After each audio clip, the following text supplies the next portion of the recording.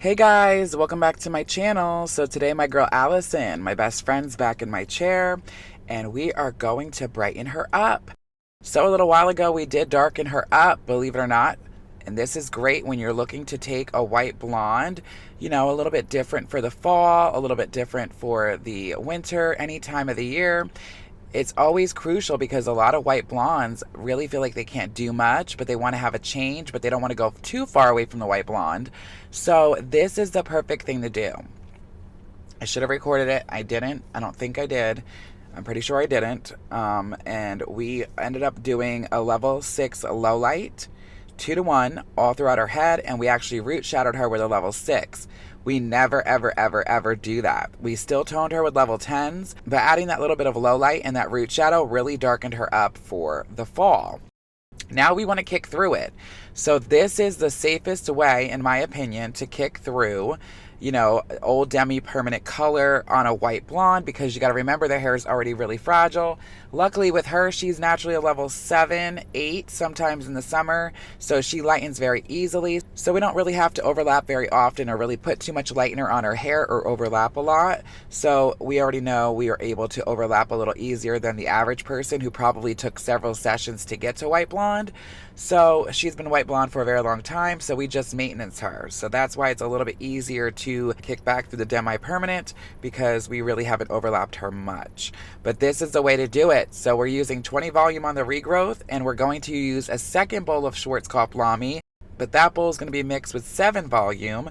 They both have a 1/16 ounce of Olaplex. And then around the hairline, another trick I like to add for my really light blondes who are very fragile is a Olaplex bowl. That's right, Olaplex number 2 in a bowl. I know it can be pricey. If you have to, add an extra charge for the service, but this will keep their hair healthy by just simply putting it on the ends and mids that are already white blonde that you don't want the bleach to overlap on. Because let's face it, even if you're not overlapping, you still sometimes can have swelling in the foil, especially with Schwarzkopf Lamy, because sometimes it does tend to swell.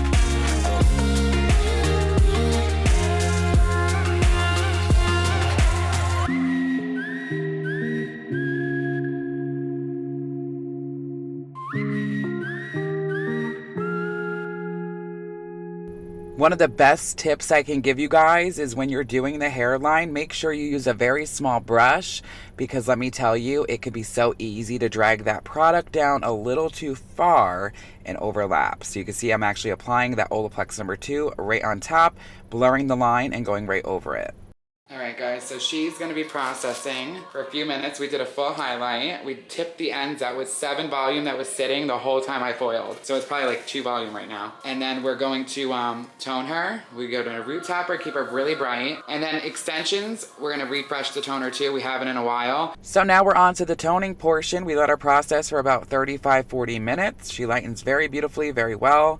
Always for me. So we're going to go on with the root tap and use Goldwell Colorance for her entire toning portion, but we're using Goldwell Colorance 7N, 7NA equal parts for the root tap. Just a slight tap, tappity tap, tap, tap. I always section off the hairline for the last minute, and I've barely even touched the hairline. Like I really just tap it, maybe dip my brush once. And then for her all over global toner, we will be doing Goldwell Colorance 10V 10P, my holy grail for my beautiful bright white ashy blondes. I've been promising a second version of my root tap shadow smudge video that I did years ago when I first started YouTube in the first year, where I break down the differences because I have changed things over time and I do them a little bit differently now. But a tap is an inch or less, a shadow is 1 to 2 inches, and a smudge is 3 inches or more. I'm going to work on that video and get it out as quickly as possible.